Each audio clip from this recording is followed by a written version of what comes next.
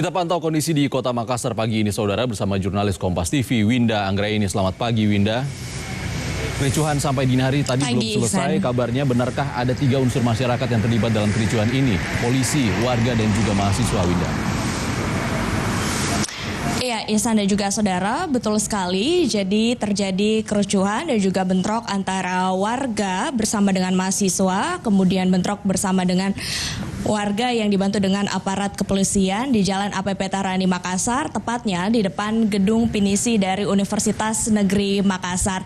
Kericuhan atau bentrokan ini berlangsung hingga pukul 3.00 waktu Indonesia Tengah, sejak pukul 00 waktu Indonesia Tengah. Awalnya kejadian ini bermula saat mahasiswa melakukan aksi unjuk rasa atau menyuarakan aspirasi mereka terkait dengan penolakan revisi Undang-Undang KPK dan juga revisi rancangan Undang-Undang KUHP di depan kampus UNM Makassar setelah long march dari flyover dan juga gedung DPRD Provinsi Sulawesi Selatan. Setelah melakukan aksi sejak siang hingga petang tadi di depan gedung DPRD Provinsi Sulawesi Selatan, mahasiswa ini kemudian melanjutkan kembali untuk menyuarakan aspirasi mereka di depan kampusnya sendiri, di depan gedung dari Universitas Negeri Makassar.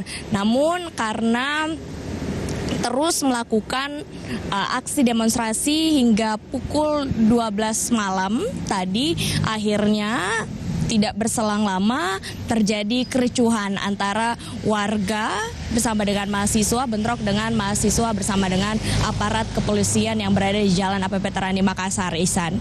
Winda, benarkah ada kabar terkait dengan warga yang tertabrak kendaraan taktis pihak kepolisian?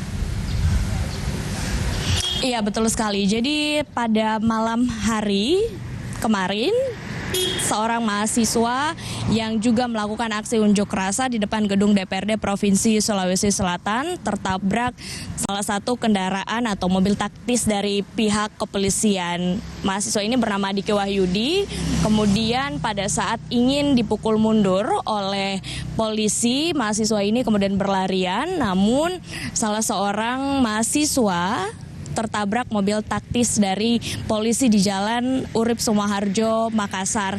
Kondisinya saat ini ia dirawat di Rumah Sakit Ibnu Sina, Makassar karena mengalami luka yang cukup serius di bagian wajah dan juga tangan. Kemudian juga harus mengalami atau menjalani operasi karena terlalu banyak menghirup gas air mata ketika aksi demonstrasi berlangsung. Namun hingga saat ini kami masih menunggu konfirmasi dan juga tanggapan dari pihak kepolisian terkait dengan kasus ini. Ihsan. Winda, sepertinya Kota Makassar masih cukup gelap. Seperti apa pengamanan dari pihak TNI ataupun juga Polri di Makassar saat ini? Untuk pantauan kami saat ini, tadi juga saya melintas di area flyover Makassar yang juga menjadi pusat atau titik utama di mana para personil akan berjaga selama kondisi di Kota Makassar belum kondusif.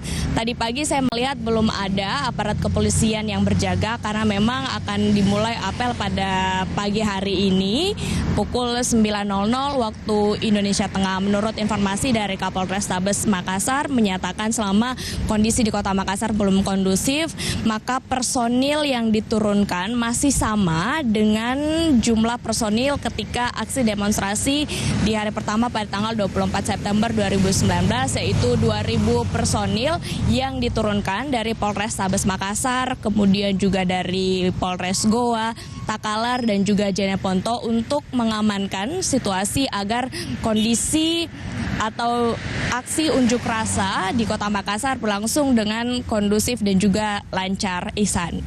Ya, Winda, terakhir, apakah ada sejumlah pihak yang diamankan oleh pihak kepolisian? Apakah Anda mendapatkan informasi terkait hal ini?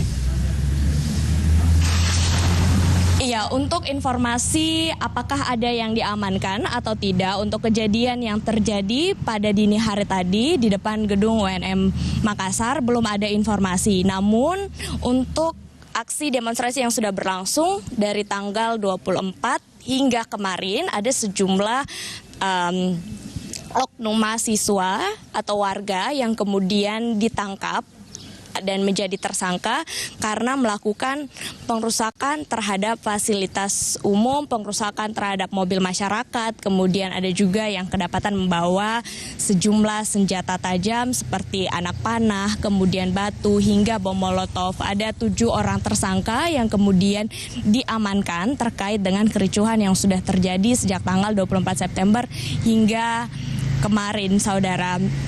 Untuk informasi selanjutnya, apakah ada tambahan lagi yang kemudian ditangkap pada dini hari tadi, kami masih menunggu informasi dari pihak kepolisian, Ihsan. Terima kasih Winda Anggraini, jurnalis Kompas TV yang melaporkan langsung dari Makassar, Sulawesi Selatan.